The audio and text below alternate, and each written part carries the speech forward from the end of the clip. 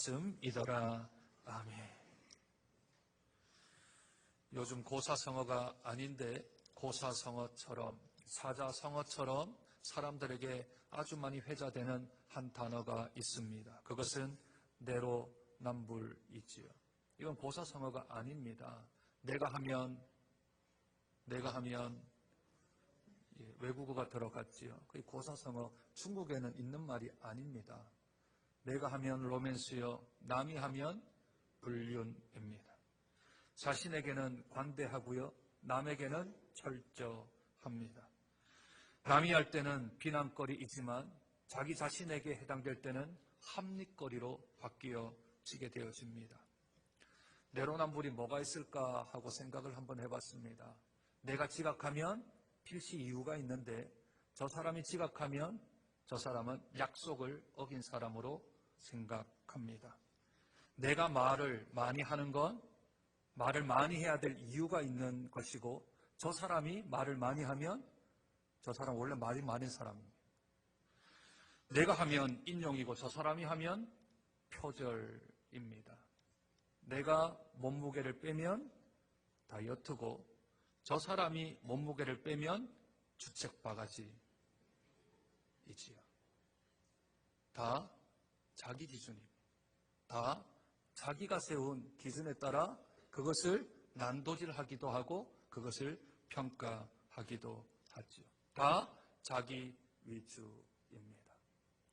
야곱이 약복강가에서 하나님을 진하게 만났습니다. 인격적으로 만났습니다. 그가 마음이 바뀌었습니다. 그런데 마음이 바뀌는 것하고 행동이 바뀌는 데까지는 시간이 좀 걸리는 것 같습니다. 형 에서의 타협으로부터는 잘 이겨냈습니다. 상대방에 대한 유혹은 잘 이겨냈는데 그런데 자기에 대한 유혹을 이기지 못해 그는 베델로 가야 하는 길을 숫곳에서 세겜 땅으로 옮겨가게 되었지요. 오늘 창세기 34장은 세겜에서 있었던 일들에 대한 31절로 기록되어진 하나님의 말씀입니다. 이 세겜 땅은 하나님이 지시하신 땅이 아닙니다. 이 땅은 이 사마리아 지역에 있는 중심부에 있는 땅입니다. 이들은 베델로 가야 합니다. 이들은 예루살렘으로 가야 합니다. 이들은 하나님이 정하신 곳으로 가야 합니다. 내가 하나님을 처음 만났던 곳, 하나님 나를 여기로 안전하게 돌아오게 하시면 내가 여기서 하나님의 이름을 부르고 하나님의 성전을 짓고 여기가 하나님의 집이며 또한 나의 소유를 하나님께 바치겠나이다 했던 그 약속의 장소로 다시 돌아가야 합니다. 그런데 다른 사람의 타협에 대한 부분들은 내가 딱 끊어버렸지만 그런데 자기 자신에게 있었던 나의 양떼들, 나의 소떼들, 나의 가족들이 살기 좋은 그곳은 세겜 땅을 버리지는 못했지요. 베델과 완전히 반대되어지는 곳입니다. 베델은 남쪽인데 세겜은 북쪽으로 올라가야 있는 땅입니다. 이스라엘 땅을 가보면 남쪽으로 내려오면 내려올수록 바위와 모래투성이입니다. 그런데 북쪽으로 올라가면 올라갈수록 헐몬산에서 내려오는 물줄기 때문에 그래도 비옥한 땅들이 있습니다. 북쪽으로 올라가면 살기 좋은 곳이요, 남쪽으로 내려오면 살기가 어려운 땅이 이스라엘 가나안 땅입니다. 야곱이 형이 요청했던 세일 쪽으로는 안 갔지만 그러나 세겜 땅으로 옮겨간 것은 아주 자기 자신과 세상과 타협한 행위입니다. 세상과 타협하면 어떤 일이 벌어질까요? 세상과 타협하는 곳에는 어떤 일들이 발생될까요? 세상과 타협하는 곳에는 어떤 결론들이 일어날까요? 오늘 34장이 31절까지 아주 긴데 그 안에 몇 가지들을 조금 찾아보았으면 좋겠습니다. 이 세상과 타협하는 곳에는 자기 중심적인 일들이 일어납니다. 내로남불처럼 자기 중심으로만 다 생각하고 자기 중심으로만 행동하고 남이야 어떻게 되었든지 아전 인수격적으로 나만 이익되면 된다. 다른 사람은 어떻게 되든지 상관없다. 그러한 생각들로 행동을 하는 것이지요. 제가 이 장에 나오는 것들을 자기 중심적인 것들을 몇 가지 정리를 좀 해보겠습니다. 1절입니다. 사춘기 시절의 소녀가 세상의 여자들을 보러 나갑니다. 약속의 아버지를 둔 약속의 하나님 앞에 붙들림 받은 야곱의 딸 디나가 세상 여자들은 어떤 장신구를 하고 다니는가, 어떤 옷을 입고 다니는가, 거기에 관심이 있어 나가게 되어집니다. 2절에 여인을 보고 끌어들여 겁탈하고 욕되게 만듭니다. 여인의 마음, 여인의 상태, 여인의 행동과는 전혀 상관없이 자기 위주입니다. 7절, 여동생들의 일로 인하여서 심히 근심하고 심히 노하는 오빠들의 모습들이 있습니다. 13절, 한민족이 될 마음이 전혀 없습니다. 그런데 신령한 의미의 할례를 이용하여서 세상 사람들을 속이는 하나님의 아들들을 보게 되어집니다. 23절, 야곱의 재산과 가축을 모두 탐하는 탐욕이 세겜과 하몰 그 지역에 살고 있는 세상 사람들에게 있습니다. 25절, 속고 속힌 이들의 거침없는 대규모의 대량 학살이 일어납니다. 29절, 율법에는 동해복수법이라는 게 있습니다. 동해복수법을 쉽게 말하면 눈에는 눈, 이에는 이라는 것이 동해, 같은 해를 범함으로 복수를 하는 법입니다. 동해복수법은 복수의 정당성을 말하는 게 아닙니다. 여러분, 만약에 내가 잘못 의도는 아니지만 우발적으로 그냥 아이를 한 대 때렸는데 그 아이의 왼쪽 앞니가 반틈 나갔다고 칩시다. 그러면 어떻게 복수할 수 있나요? 상대방의 왼쪽 이 2분의 1을 깨뜨릴 수 있는 권한이 생깁니다. 대라. 얼굴 대라. 대라. 이에는 이, 눈에는 눈. 하고, 자, 힘을 어떻게 줘야 될까요? 왼쪽 앞니 2분의 1을 깨뜨리려면 얼마나 세게 때려야 될까요? 사살 때리다가 이거 안 닿으면 안 되겠죠?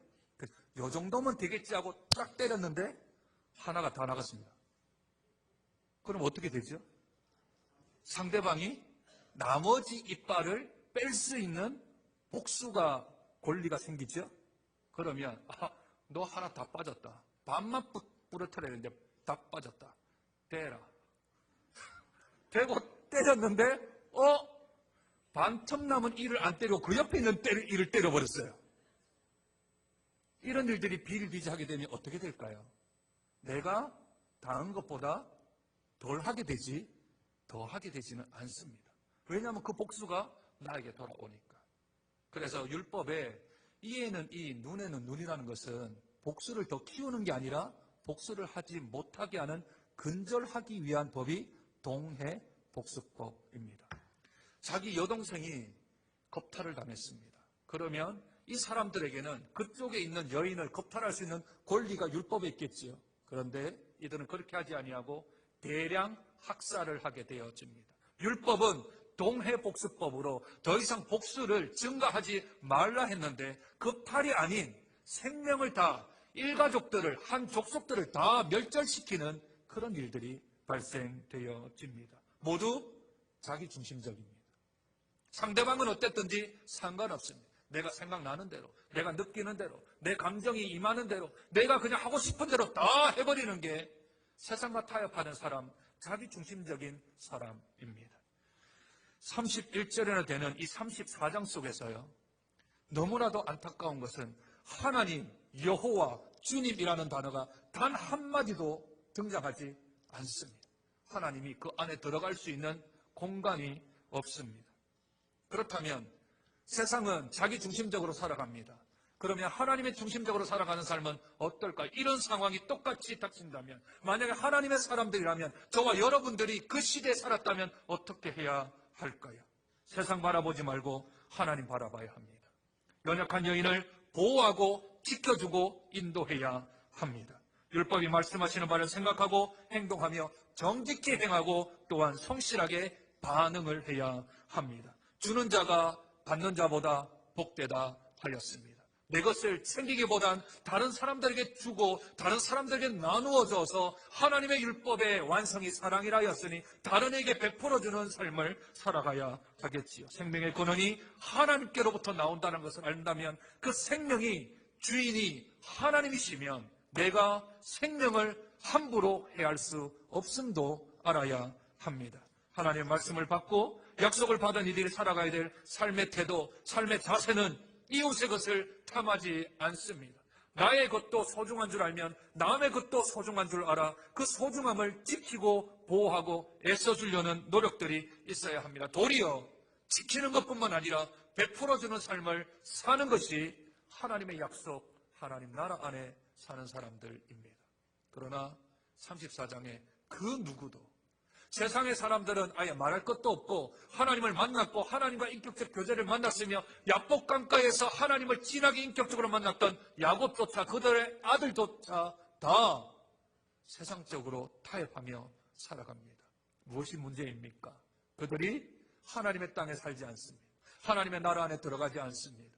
내가 조금 편리하려고, 내가 조금 이익을 얻으려고 베들로 내려가지 아니하고 세겜으로 올라간 그 원인의 결과가 오늘 이렇게 자기중심적으로 살아가게 되어집니다. 뿐만 아니라 세상과 타협하는 하나님을 믿는 사람은 대조적인 사람들의 모습들을 보게 되어집니다. 창세기 37장부터는 요셉의 이야기가 등장을 합니다. 그러니 36장까지는 야곱 이야기이겠지요. 짧게는 27장부터, 많게는 25장부터 야곱의 스토리가 시작이 되었습니다. 그러니 34장도 이 딸이 겁탈을 당했거나 아들들이 대량 학살을 했거나 하는, 또는 세겜이 어떤 일을 했거나 하는 게 중심이 아닙니다. 이 이야기의 중심은 누구입니까?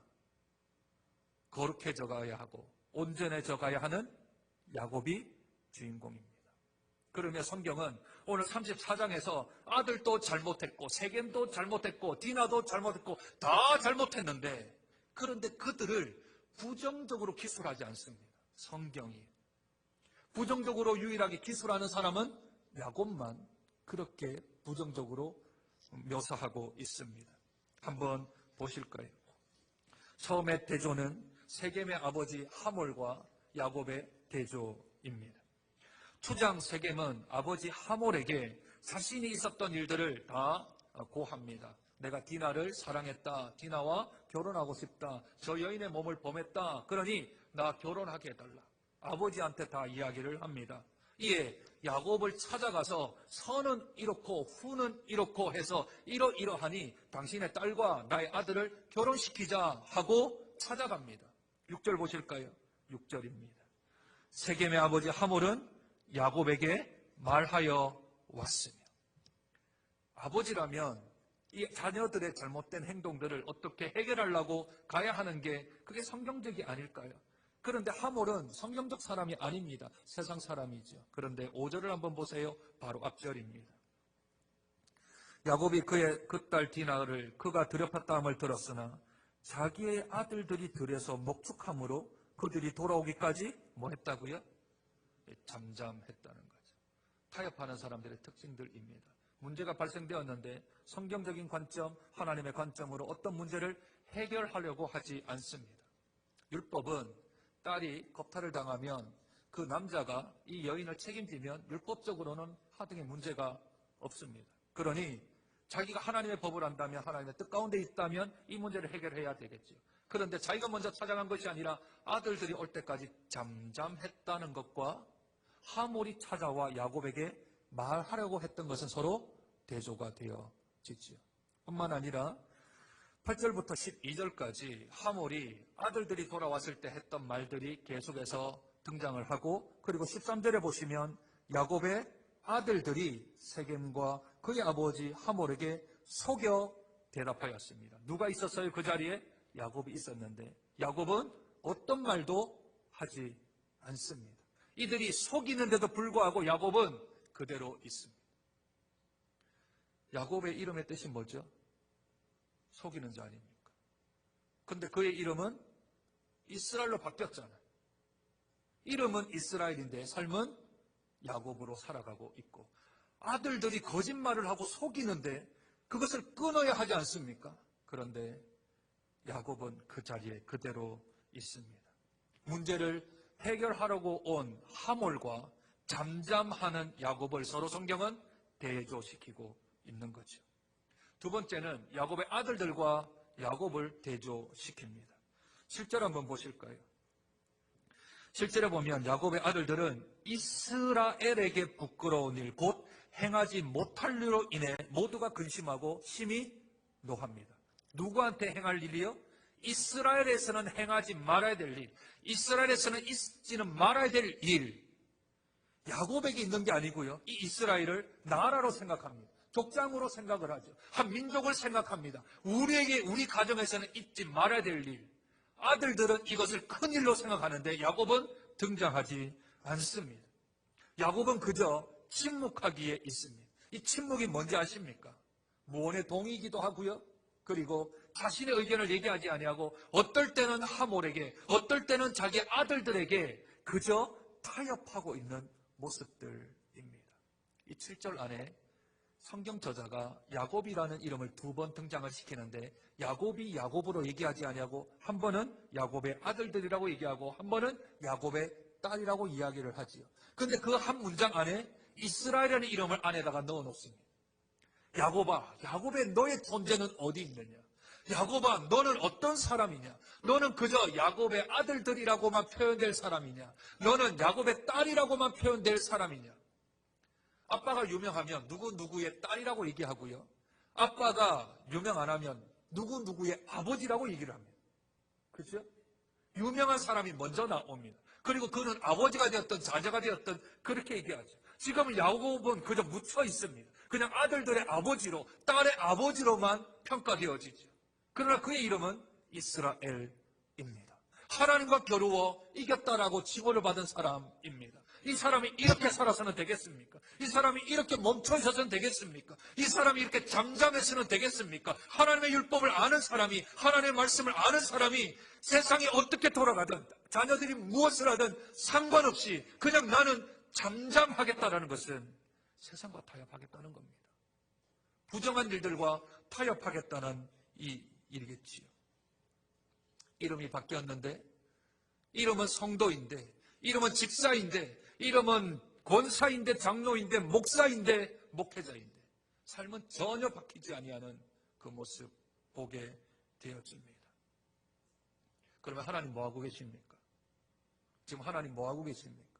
34장에 하나님의 이름이 한 번도 사람들이 등장 안 하면 하나님이 좀 개입해야 되는 거 아닙니까? 하나님 좀 나서서 야 이러면 안 되지, 너 이러면 이러면 안 되지 하고 천사가 나타나든 하나님이 와야 되지 않겠습니까? 그런데요, 믿음이 성장하고 신앙이 성숙하면 하나님이 잘 개입하지 않으십니다. 그가 어릴 때, 그가 믿음의 천연병일 때, 그가 영적으로 거듭났을 때는 울기만 해도 젖병 물려주기도 하고 그의 기저귀를 갈아주기도 하고 그에게 병원에 데려가기도 합니다. 그러나 다 큰 청년, 대학생 아이가 운다고 엄마가 먹을 것을 주거나 병원에 데려가거나 그의 옷을 갈아입혀주지 않습니다. 왜 그럴까요? 이제는 스스로 하나님을 찾아야 합니다. 스스로 하나님께 나와야 합니다. 그는 야복강이 건넜습니다. 야복이 이제 분이엘로 바뀌었습니다. 야곱에서 이스라엘로 바뀌었습니다. 이제는 그가 성장하고 성숙하고 온전해지고 있으니 이제는 그가 스스로 깨달아야 합니다. 하나님이 방치한 것도 아닙니다. 하나님이 이렇게 의도한 것도 아닙니다. 죄악된 야곱과 그의 가정 안에 하나님은 그저 기다리고 계시는 겁니다. 이것을 가리켜서 하나님의 허용이라는 단어를 씁니다. 하와가 생명에 근원되어지는 나무와 선악을 알게 하는 나무가 있는데 그 선악을 알게 하는 나무의 과실을 따먹습니다. 하나님 몰랐을까요? 알았을까요? 하나님이 막을 수 있었을까요? 못 알았을까요? 하나님은 막을 수도 있지만 기계적 인간을 원한 것이 아니라 인격적 존재를 원했기 때문에 하나님은 기다리셨습니다. 이것을 통해 허용이라는 단어를 씁니다. 아브라함이 메소포타미아 그의 갈대 우르에 있을 때 하나님의 음성을 듣습니다. 너의 본토 친척 집을 떠나라. 그런데 아버지가 하란에서 머물자 하니 못 떠나고 있습니다. 하나님은 데라가 죽을 때까지 기다리십니다.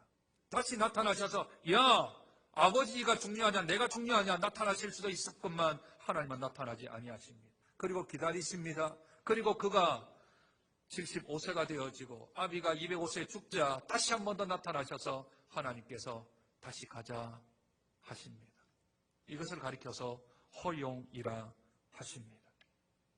하나님의 계획은 바단 아람에서 외삼촌의 가정을 통하여서 11명의 아들 그리고 도중에 한 명을 더 낳아 12명의 아들을 낳아 이스라엘의 민족을 만드는 게 하나님의 계획이었습니다. 때가 차서 다시금 야곱이 가나안으로 돌아와 하나님의 언약 가운데 있기를 원하는 것이 하나님의 계획이었습니다. 철저히 하나님 앞에서 서서 승부를 걸 대상이 사람이 아닌 하나님이란 것도 야복 강가에서 깨닫게 하신 하나님이십니다. 그리고 그의 이름을 이스라엘로 바꾸어 주셨죠. 처음 만났던 그곳, 나의 신앙으로 첫사랑이 있었던 그곳, 베델로 다시 돌아오기를 기대하셨던 하나님이십니다. 그러나 야곱이 방향을 틀었습니다. 성경 기자가 이스라엘이라고 기록해야 될 야곱이 아직도 야곱인 채로 살아갑니다. 이제는 하나님께서 얘는 몸으로 좀 배워야 하겠구나. 몸으로 삶으로 등록금을 내고 얘가 좀 훈련을 받고 교육을 받아야 되겠구나.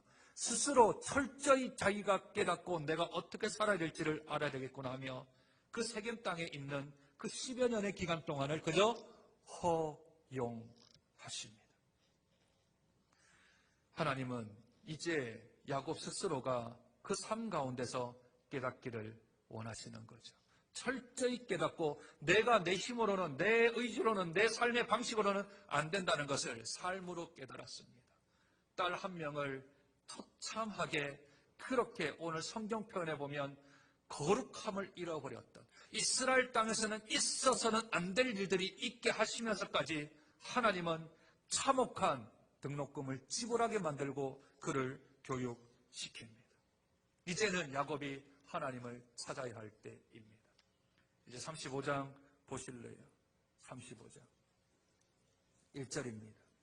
하나님이 야곱에게 이르시되 일어나 베델로 올라가서 거기 거주하며 내가 내 형 에서의 낯을 피하여 도망하던 때에 내가 나타났던 하나님께 거기서 제단을 쌓아라. 철저한 훈련을 시킨 후에, 철저한 믿음의 연단을 시킨 후에 하나님이 너 이제 어떻게 살았는지 알았지? 삶 속에서 깨닫게 한 후에 하나님이 다시금 베델로 올라와라. 베델로 올라와라. 네가 있을 곳은 거기가 아니라 베델이다. 잠언 8장 17절은 나를 간절히 찾는 자가 나를 만날 것이라 했습니다. 요한복음 15장 7절은 구하라 그리하면 이루리라 하셨습니다. 에스겔 34장 6절은 내 양떼가 온 지면에 흩어졌으되 찾고 찾는 자가 없었다 하십니다. 찾는 자에게 하나님은 다가오십니다. 하나님 앞에 구하는 자에게 하나님이 응답하십니다. 그때까지 하나님은 허용하십니다. 방치하는 것도 아니고요. 하나님이 그렇게 죄악을 만들도록 의도하신 것도 아닙니다. 그 기간을 지나야, 하나님의 허용된 기간을 지나야 철저하게 내 몸이 교육을 받은 후에, 철저하게 내가 그렇게 느끼고 난 후에, 그리고 나서 하나님께서는 다시 영적인 회복의 장소로 하나님은 부르십니다. 우리의 장소가 어디인가요? 내가 지금 어떻게 살아가고 있나요? 내 이름은 무엇이며 내 삶의 방식은 어떤가요? 세상과 타협하며 자기 중심적으로 살아가고 있지는 않습니까? 아니면 나는 성도인데, 나는 하나님을 믿는 자녀인데, 그런데 나와는 전혀 다른 대조된 삶을 살아가고 있지는 않습니까? 하나님의 허용된 기간 속에 있다면, 연단의 기간 속에 있다면, 내가 철저한 지금 지불의 값을 지불하고 내가 이 땅을 살아가고 있다면, 그렇다면 그 땅에서 떠나야 합니다. 그 삶의 방식에서 옮겨야 합니다. 그래야 하나님이 회복시킵니다.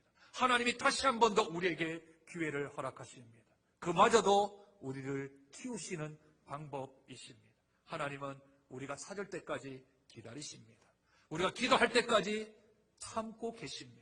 우리가 그를 부를 때까지 하나님은 지금도 인내하시며 계십니다.